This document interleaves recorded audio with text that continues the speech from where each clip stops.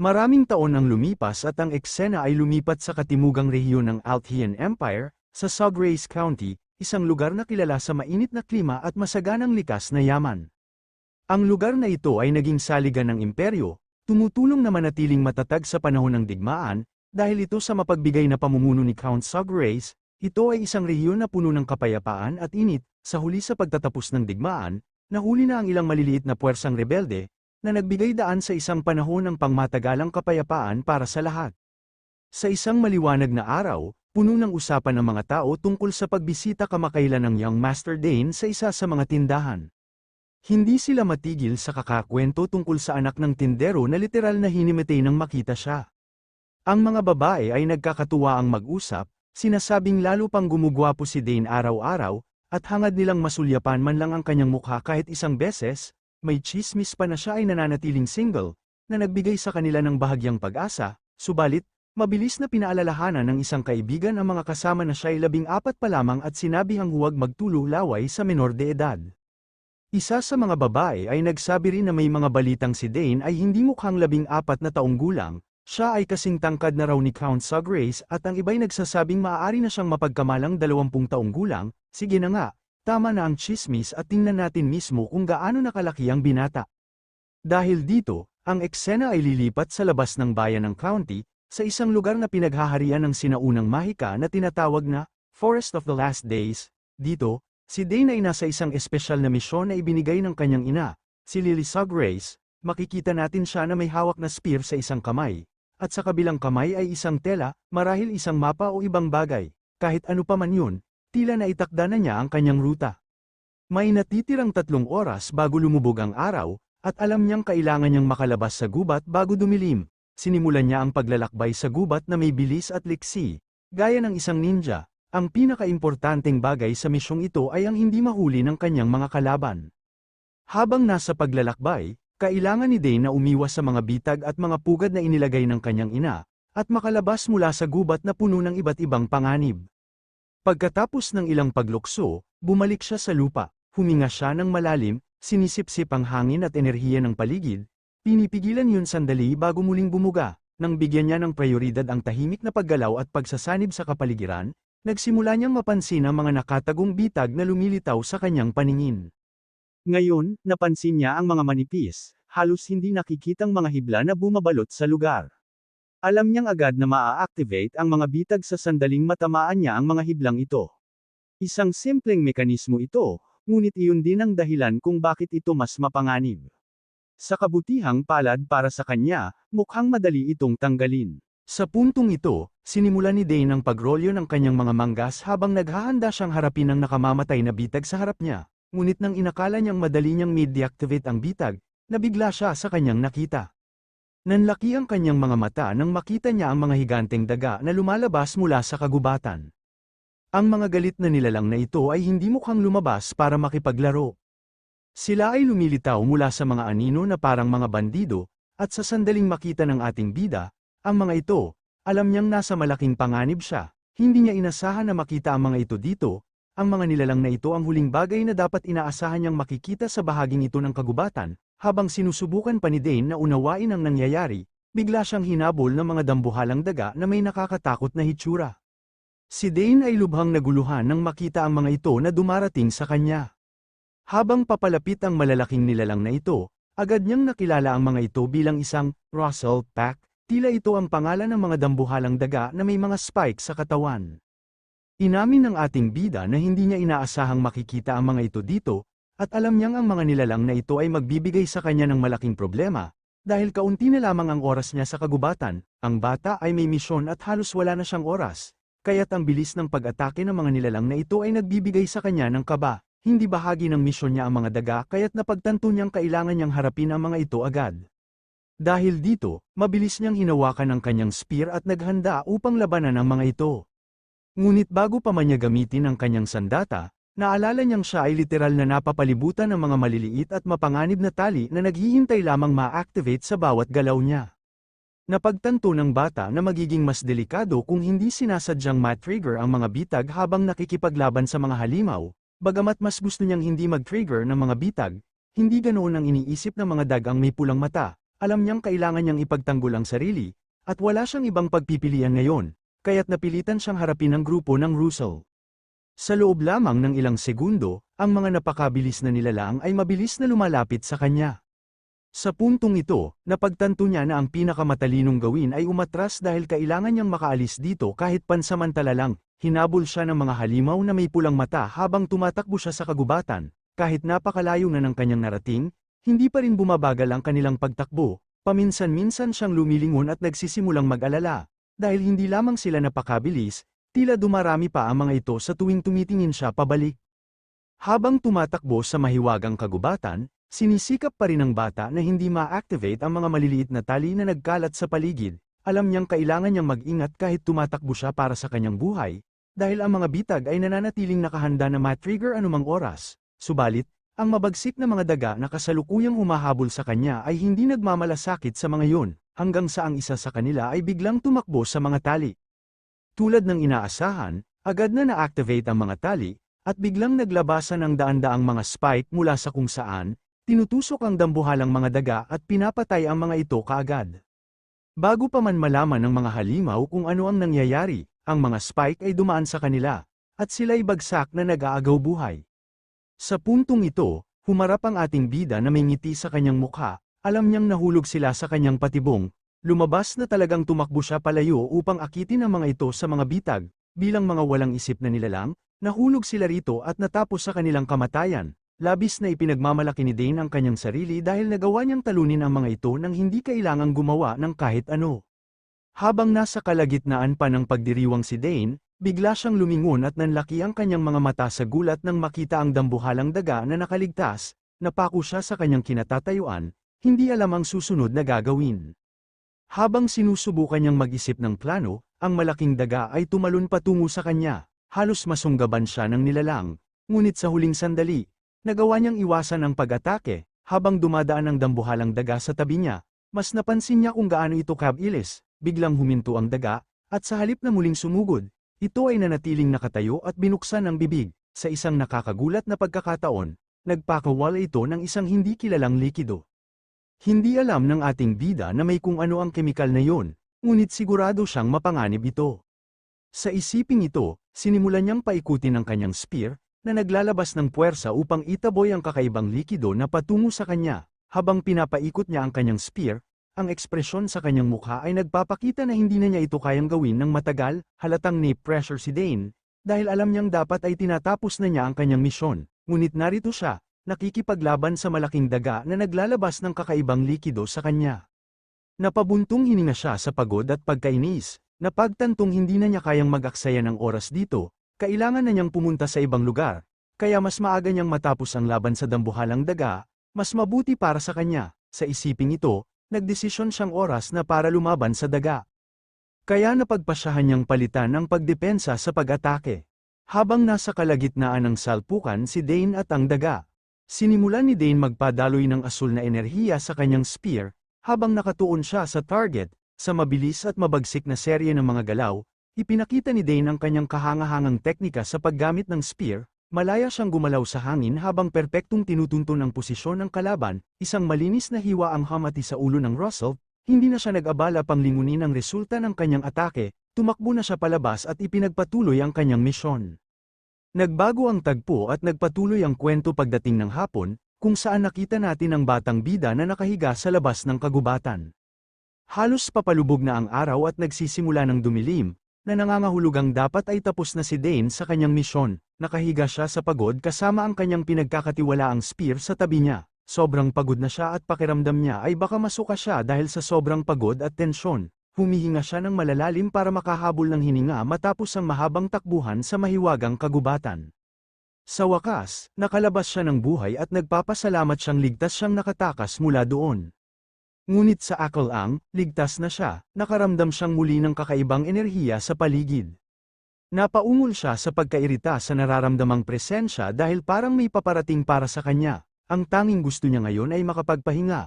Ngunit tila hindi siya magkakaroon ng pagkakataong magpahinga anumang oras. Sa isiping ito, mabilis niyang kinuha ang spear at tumayo, inihanda ang sarili para harapin ang sinumang sumusubok na sumalakay sa kanya. Napamura si Dane sa inis. iniisip na sa oras na binaba niya ang kanyang bantay, isa na namang problema ang lumitaw. Itinutok niya ang kanyang spear sa taong sumusubok sumalakay sa kanya. Ngunit bago pa siya makipaglaban, masusing tiningnan niya ang taong paparating, at laking gulat niya nang makita ang sarili niyang ina. Nagulat siya sa kanyang nakita, ngunit malinaw na pinapanood siya nito, kaya naman may ngiti ito sa kanyang mukha. Ang ina niya ay halatang humanga sa kanyang nasaksihan sa kagubatan, kaya't pinuri niya ang anak para sa mahusay nitong pagkakagawa ng misyon at binanggit na mas mabilis pa ito kaysa sa kanya sa kagubatan, tinataya na natapos nito ang misyon sa loob ng 3 oras at 30 minuto. Hindi alam ni Dane na pinapanood siya ng ina sa buong oras, kaya tinanong niya ito kung totoo nga. Kinumpirma naman ng kanyang ina, ipinaliwanag na hindi niya maaaring iwanan ito ng walang gabay sa kagubatan dahil siya ang kanyang ina at dapat siyang gagabayan sa pagsasanay bilang isang assassin. Inamin ng ina na alam niya ang talento ng anak higit kaninuman, ngunit bilang ina at tagapagturo, kakaiba ito para sa kanya kumpara kung nagtuturo lamang siya ng iba. Nauunawaan ni Dane ang nararamdaman ng ina, kaya't natuwa siyang magkapareho sila ng pananaw. Sa isang malaking ngiti, sinabi ng kanyang ina na kamangha-mangha siya at pinuri siya sa mahusay nitong pagganap sa misyon. Wala siyang nakitang pagkakamali. Matapos purihin siya, tinanong siya ng ina kung ayos lang ba siya o kung nasaktan siya sa kanyang misyon. Tumugon si Dane na ayos lang siya at walang natamong pinsala. Nang marinig ito, masayang kinurot ng ina ang kanyang pisngi at sinabing baka maakit ang mga recruiter ng mga assassination sa kanyang bilis ng pagsasanay. Natuwa si Dane sa galit habang hinawakan ng ina ang kanyang mukha, nilabas nito ang isang bagay mula sa kanyang manggas, at sinabi ni Lily kay Dane na kunin ang kutsilyo dahil pakiramdam niya mas bagay ito sa kanya ngayon. Alam niyang malapit na ang anak sa pagiging isang mahusay na assassin. Habang siya na may patungo sa pagreretiro sa larangan, nagulat si Dane dahil kilala niya ang kutsilyo bilang ang sikat na Nighthorn ng kanyang ina, kaya't nag-aalangan siyang tanggapin ito. Ngunit sinigurado ng ina na ayos lang, ipinaalala sa kanya na hindi na rin naman niya ito magagamit. Kaya't tinanggap na rin ng anak ang regalo at nang buksan niya ang talam, napanganga siya sa ganda nito. Nang makita ni Lily ang reaksyon ng anak, nagpasya siyang bigyan ito ng maikling leksyon tungkol sa espesyal na patalim, sinasabing ang Nighthorn ay ginawa mula sa misteryosong ethereal ore. Ang ore ay may kakayahang sumipsip ng mga elemento ng ibang bagay. Kaya't sinabi ng ina sa kanya na maaari niyang imbakin ang lahat ng uri ng lason sa loob ng patalim kung gugustuhin niya. Tahimik na tinititigan ng ating bida ang kanyang refleksyon sa talam, medyo nahihirapan sa bigat ng responsibilidad. Hindi naman siya gaanong nagulat dahil alam niyang kayang paghaluin ng patalim ang mga nakuhang lason at gamitin ang mga ito sa paraang nais niya. Nagpasalamat si Dane sa kanyang ina at nangako na aalagaan ang kutsilyo. Bilang tugon, pinasalamatan din siya ng ina at sinabing oras na para bumalik sila sa kanilang tahanan. Inilagay ni Dane ang kutsilyo sa loob ng kanyang damit at napagtantong halos tapos na siya sa pagsasanay bilang assassin, dahil tila natapos na ang lahat ng maituturo ng kanyang ina. Habang papauwi sila, bigla na lamang silang nagulat nang marinig ang isang malakas na tunog mula sa kagubatan, na nagpaalis sa maraming mga ibon sa takot. Nagulat at nalito ang mag-ina sa ingay na ito. Tinanong ni Dane ang ina kung narinig din niya ito, at kinumpirma naman niya. Sinasabing tila may ibang tao sa kagubatan. Agad na curious ang ina, at balak tuklasin kung sino yun, kaya't sinabi niya kay Dane na kailangan nilang magmadali agad, na sinang-ayunan naman ng bata.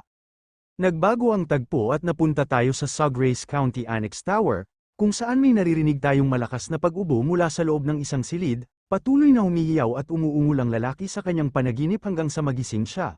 Biglang bumangon mula sa kama, litong-lito at tila walang ideya kung ano ang nangyayari sa kanya. Hindi niya maalala kung nasaan siya dahil ang huli niyang natatandaan ay kumakain siya ng kabute sa kagubatan. Habang pilit niyang inuunawa ang kanyang kinaroroonan, may pumasok sa silid, at tila nagulat na gising na siya.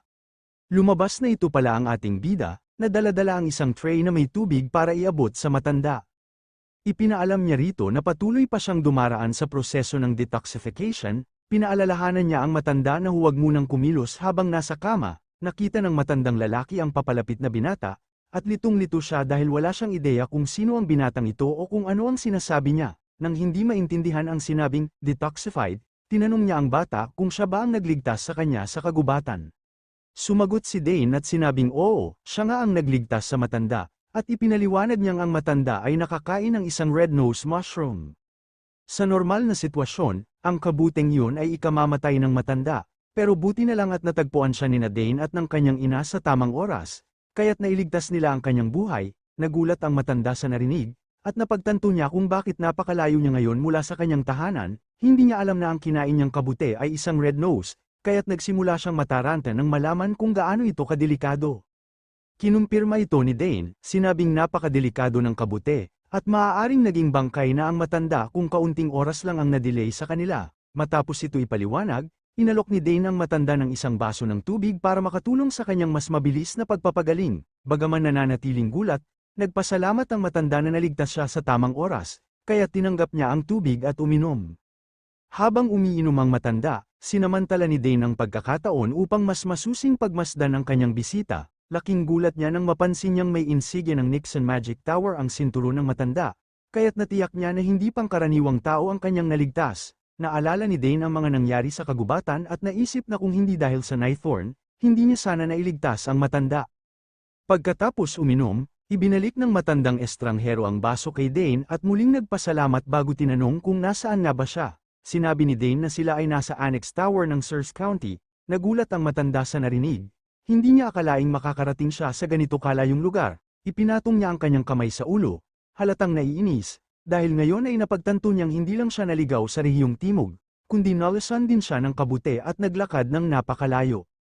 Ramdam ni Dane ang pagkadismaya ng matanda, kaya't pinayuhan niya itong magpahinga muna. Sinabi niya rin na ipinaalam na niya sa kanyang ama ang tungkol dito, at sa lalong madaling panahon ay dadalaw ang kanyang ama upang makita ang estrangherong iniligtas niya. Naguluhan ang matandang may puting buhok nang marinig ito. Iniisip kung bakit kailangan pang sabihin sa ama niya, kaya't tinanong niya ito kung sino siya, at dito inilahad ng ating bida na siya ang bunsong anak ng Count Suggrace. Ipinakilala ni Dane ang sarili sa matanda, na nagulat ng saglit bago napagtanto na ang binatang ito ay kapatid ni Arabella, ang itinuturing na henyo ng kanyang akademya at kinikilala ng lahat ng Magic Towers. Nang matuklasan ng matanda kung sino si Dane, nagtanong siya ng may pagkamangha kung paano siya natagpuan ng binata. Sinagot siya ni Dane, sinabing nag-eensayo lang siya kasama ang kanyang ina sa kagubatan. Nagulat ang matanda nang marinig yun, dahil kahit isa siyang 8th chain na salamangkero ay naligaw sa kakaibang kagubatan. Ipinaliwanag pa niya kay Dane na kinailangan din niyang labanan ang malalaking daga sa kagubatan. Sinabi pa niya na habang siya ay nagpapalakas ng kapangyarihan, nagbaliktad ang daloy ng mana, dahilan para mahirapan ang kanyang katawan at masugatan, lalo na't lason pa ang kinain niyang kabute. Ngayon na medyo naka-recover na ang matanda, pakiramdam niya ay mas maayos na siya. Tinanong niya si Dane kung totoo ba na ang buong kagubatan ay may sinaunang mana. Hindi taga rito ang matanda kaya't nais niyang marinig ang paliwanag niya tungkol sa kagubatan. Ipinaliwanag ni Dane na pag-aari ng kanilang angkan ang kagubatan at na ito ay mapanganib para sa sinumang hindi bahagi ng pamilya Suggrace. Napaisip ang matanda dahil kahit si Dane, na kabilang sa angkan, ay hinabol pa rin ng Russell Pact. Idiniin ni Dane na ang daloy ng mana sa kagubatan ay naiiba sa ginagamit ng mga modernong salamangkero. Aniya, ito ang pinakamapanganib na lugar para sa isang salamangkero. Dagdag pa niya, mas delikado ang kalagayan ng matanda dahil sa pagkalason niya sa kabute. Tahimik na napaisip ang matanda matapos pakinggan ang paliwanag ni Dane. Nang may proseso niya ang lahat, napagtanto niya kung gaano siya kalapit sa kamatayan sa loob ng misteryosong kagubatan. Isang kilabot ang dumaan sa kanyang katawan habang iniisip kung gaano siya napahamak, at labis siyang nagpapasalamat sa naging interbensyon ni Dane. Habang iniisip ang lahat ng ito, bigla niyang napagtanto ang isang bagay na labis na nakakapagtaka. Nanlaki ang kanyang mga mata nang mapagtanto niya na ang lahat ng sinabi niya ay nagpapahiwatig na sapat na ang lakas ni Dane para mag-ensayo sa kagubatan. Para sa kanya, hindi ito kapanipaniwala dahil alam niyang bata pa si Dane, intrigado siya sa dito. Ngunit hindi niya gustong magpakita ng labis na reaksyon. Nais niya munang makumpirma kung gaano talaga kahusay ang binata, kaya tinanong niya si Dane kung siya rin ba ang gumawa ng lunas. Sinagot siya ni Dane, kinukumpirma na siya nga ang gumawa ng antidote, at ito'y nagbigay ng labis na gulat muli sa matanda. Mula sa lahat ng indikasyon, kitang-kita ng matanda na si Dane ay nasa kanyang kabataan pa lamang, ngunit ang kaalaman at kasanayan nito ay hindi nag-a-adapt, bagay na lalo pang naguguluhan ng estranghero, habang pinipilit niyang maunawaan kung paano nagawa ng isang 14 anyos na binata ang isang antidote na nangangailangan ng malawak na kaalaman at tumpak na kasanayan. Naalala niyang kapatid nga ito ni Arabella, ang henyo, sa kaalamang ito, bahagyang nabawasan ang kanyang pagkabigla. Ang tanging iniisip ng matanda ngayon ay kung paano nagkaroon ng ganitong klaseng pamilya. Ang mga nakatatandang kapatid ni Dane ay mga henyong kilala na sa kanilang henerasyon, ngunit ngayon, pati ang kanilang bunsong kapatid ay isa ring henyo. Matapos matuklasan ang lahat ng ito, napagtanto ng matanda na kung sakaling maganap muli ang digmaan sa kontinente, maaaring ang Sugreis County ang maging pinakamakapangyarihang maharlikang angkan sa loob ng Althian Empire. Abangan sa susunod nating kwento kung sino ba talaga ang misteryosong matanda. Bukod pa dito, maraming ipapakitang talento ang ating bida sa misteryosong matanda na nagbigay ng labis na gulat dito. Please like and subscribe. Maraming salamat po.